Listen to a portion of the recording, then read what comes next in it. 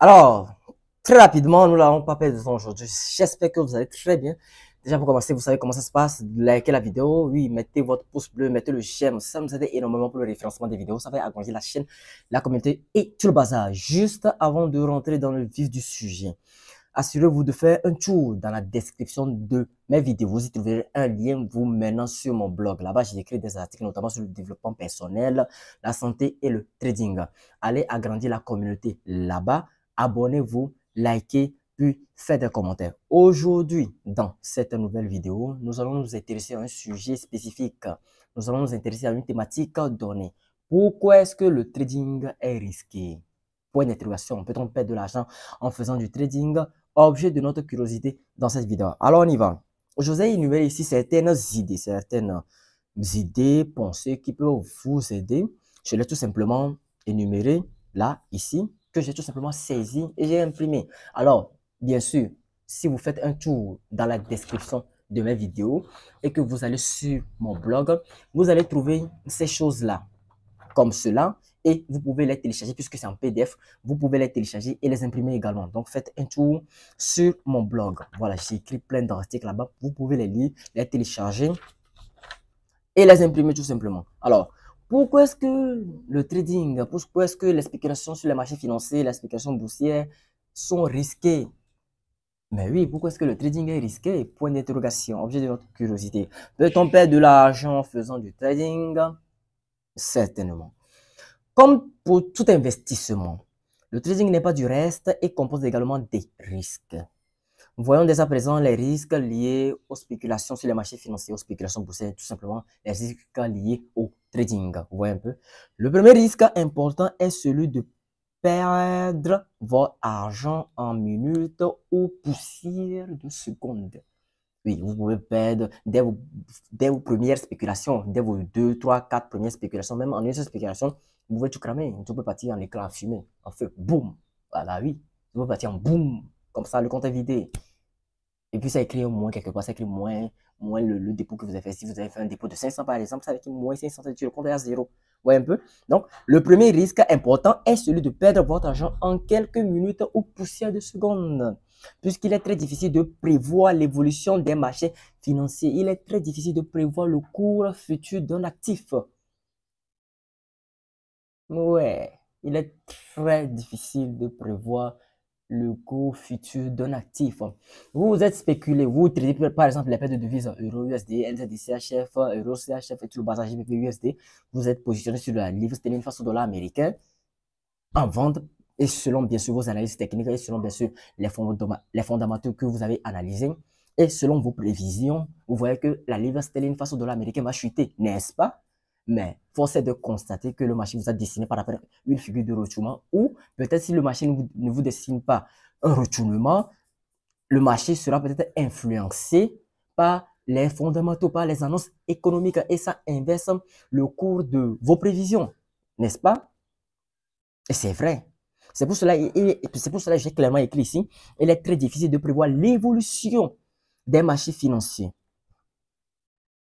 On y va. Dans 90% de cas, les traders finissent par perdre de grosses sommes d'argent à la suite des trades perdants. Imaginez que vous accumulez sur votre compte de trading, bien sûr, 2, 3, 4, 5, 6, 7 séries de trades perdants d'affilée. Vous êtes en drawdown. Le drawdown, c'est quand le pic du capital commence à baisser dès vos premières spéculations. Notamment, par exemple, vous avez mis un capital de 100 dollars dedans, n'est-ce pas? 100 dollars, les deux premières spéculations que vous avez effectuées sur les marchés financiers, vous vous retrouvez à 70. Là, on dit que vous êtes en drawdown parce que le pic du capital, qui est les 100 dollars, ont radicalement baissé. Vous êtes en drawdown de combien de pourcents? Je ne sais pas. Ça dépend de votre risque sur les marchés financiers. Alors, donc revenons un peu. Je disais donc dans 90% de cas, pour ne pas dire 100% de cas, mais bon, 100% de cas, c'est un peu trop exagéré. Dans 90% de cas, les traders finissent par perdre de grosses sommes d'argent à la suite des trades perdants à cause d'un manque de formation et de connaissances en trading, mais aussi de l'overtrading, suivi d'une mentalité de casino. Tu prends les... Vous savez, ma formation est très intéressante. J'ai énuméré ces sujets, j'ai énuméré ces thèmes-là, j'ai énuméré beaucoup d'idées comme ça dans ma formation de trading. C'est un e-book. Un e-book que je vends en 102 dollars. Vous voyez un peu. Vous allez trouver toutes ces choses là dedans. le trader quitte ou double. Pour lui, il ne s'intéresse pas à la compétence, à la formation dans le trading. Non, il est venu, soit il perd de l'argent, soit il joue son capital. Un conseil, ne venez pas sur les marchés financiers. Toutes les phrases que je viens de prononcer se trouvent dans ma formation de trading. C'est un très bon livre.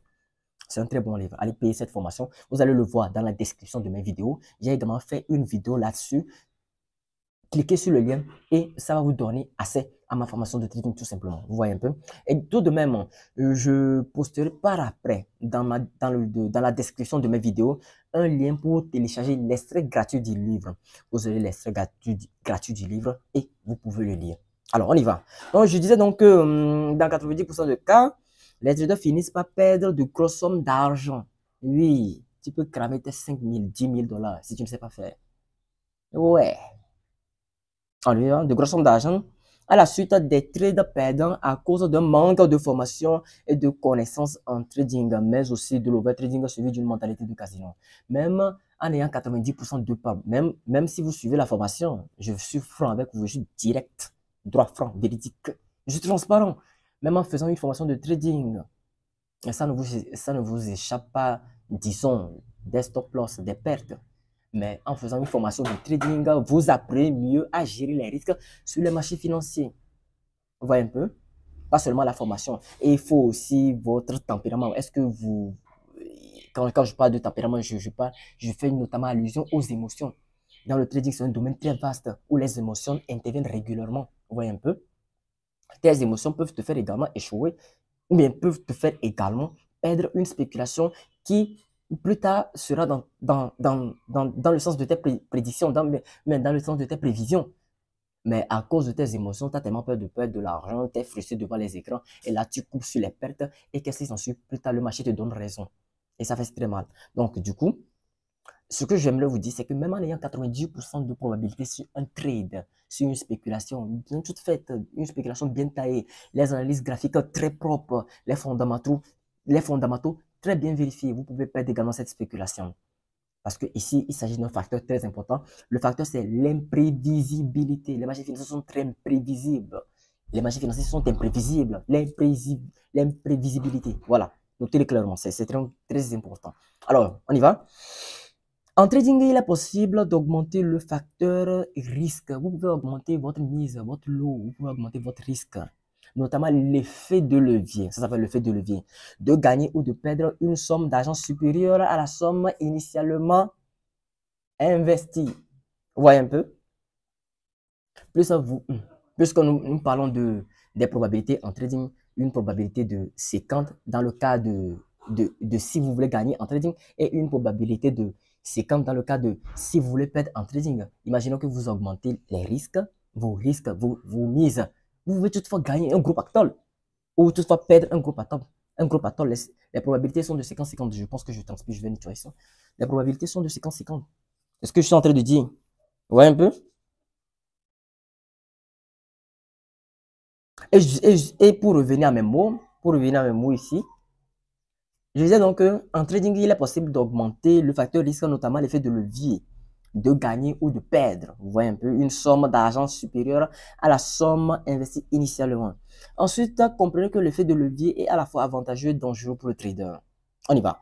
Comme énoncé plus haut, les marchés financiers sont imprévisibles. On est d'accord? Oui, on est d'accord. Maintenant, supposons que votre capital est de 1000 dollars. On suppose que votre capital, vous avez fait un dépôt de 1000 dollars. Par exemple, sur un broker, par exemple chez FBS, XM, bon, il y a plusieurs courtiers. Hein. Et donc, vous risquez, par exemple, d'abord, vous avez fait un dépôt de 1000 dollars. Vous risquez, par exemple, 30 dollars. 30 dollars, en parenthèse, sans investir, bien sûr, vos émotions. Parce que les émotions peuvent faire en sorte que tu peux perdre une spéculation qui, plus tard, va aller dans ton sens. En trading, il y a plusieurs facteurs. Il faut l'analyse technique, il faut la formation de trading, il faut les fondamentaux, il faut la gestion des émotions. Bon, je reprends. Vous avez fait un dépôt de 1000 dollars. Voyez un peu, vous avez fait un dépôt de 1000 dollars. Et maintenant, vous risquez 30 dollars sur les marchés financiers. Vous risquez 30 dollars de 5000 dollars sans y investir vos émotions. C'est-à-dire, vous êtes stoïque. Pas que vous n'avez pas ressenti des émotions, mais vous les contrôlez suffisamment. Assez pour les laisser agir sur vos spéculations. C'est de ça que je parle. C'est de ça que je parle. Vous voyez un peu? Donc, maintenant, supposons que votre capital est de 1000 dollars Et donc, vous risquez, par exemple, 30 dollars sans investir bien sûr vos émotions. Pour potentiellement gagner 80 dollars, vous avez investi 30 dollars pour potentiellement gagner 80 dollars. Voilà qui est un bon risque-reward. Vous voyez un peu? On continue. En lançant un ordre au marché, vous voyez un peu? Un dépôt de 1000 dollars, vous avez investi. Et non, vous avez fait un dépôt de 1000 dollars, vous avez, disons, misé. Vous avez, disons, misé, risqué 80 dollars et 30 dollars, autant pour moi. Vous avez risqué 30 dollars de ces 1000 dollars pour potentiellement gagner 80 dollars. Vous voyez un peu? En lançant un ordre au marché, que ce soit un ordre buy le marché pour que le marché aille à la hausse, ou bien que ce soit un ordre sell le marché pour que le marché chute. Un ordre au marché. On ne sait pas quel type d'ordre. Alors, j'ai écrit ici. Du coup, il s'avère que vous allez, s'il s'avère que vous allez perdre, vous brûlerez seulement les 30 dollars sur les 1000 dollars. Parce que vous avez misé 30 dollars. Si vous allez perdre, c'est clair et net que ce sont les 30 dollars que vous avez misé que vous allez perdre. On est bien d'accord? Vous voyez un peu? Alors, suivez-moi attentivement. En ajoutant, voyez un peu, en ajoutant l'effet de levier, vous ne misez plus 30 dollars. Parce que, comme énoncé plus haut, je viens de l'énoncer plus haut, que l'effet de levier, ça permet d'augmenter le facteur risque. C'est-à-dire, en augmentant l'effet de levier, vous ne misez plus initialement ces 30 dollars pour gagner potentiellement 80 dollars. Vous ne misez pas, ou disons, vous ne risquez plus les 30 dollars si vous augmentez l'effet de levier. Vous voyez un peu? Donc, en ajoutant l'effet de levier, vous ne misez plus 30 dollars, mais peut-être 70 dollars. Ça veut dire que vous avez augmenté votre facteur risque. Vous misez maintenant 70 dollars pour potentiellement gagner 200 dollars. Vous voyez un peu? Préalablement, vous avez misé 30 dollars et pour potentiellement gagner 80 dollars. Maintenant, en ajoutant de l'effet de levier, ça ne sera plus 30 dollars. C'est maintenant combien? Hein? C'est maintenant peut-être 70 dollars. C'est un exemple. C'est maintenant peut-être 70 dollars puisque l'effet de levier s'est appliqué aux 30 dollars. Le facteur risque a augmenté. Donc, c'est maintenant 70 dollars que vous misez maintenant pour potentiellement gagner 200 dollars. Cependant, si vous perdez au marché, les 70 dollars sont brûlés au lieu de 30. Vous voyez un peu l'effet de levier? Est-ce que vous comprenez un peu? Cependant, si vous perdez, vous perdez les 70 dollars au lieu de perdre 30 dollars. Parce que les 30 dollars pour la première mise, pour le premier risque, vous n'avez pas mis l'effet de levier sur ça. Vous voyez un peu? C'est pour cela que vous avez seulement risqué 30 dollars. Mais en ajoutant l'effet de levier sur les 30 dollars, peut-être que votre mise et surtout ce que je suis en train de dire ici, vous êtes en train de miser 70 dollars. Et donc, si vous allez perdre, vous n'allez pas perdre 30 dollars, vous allez perdre 70 dollars. Maintenant, vous perdez 70 dollars, sachant bien sûr que les marchés financiers sont imprévisibles. Vous êtes d'accord avec moi? Sachant que les marchés financiers sont imprévisibles, vous avez augmenté, vous avez mis votre risque sur les 30 dollars. Maintenant, vous avez mis 70 dollars, vous avez perdu ces 70 dollars au lieu de perdre initialement les 30 dollars. Au lieu de perdre les 30 dollars, vous voyez un peu le risque des effets de levier. On continue. Alors, je dis donc que si vous perdez 70 dollars sont brûlés au lieu de 30 dollars. Puis imaginez à l'instant que vous accumulez 6 trades perdants.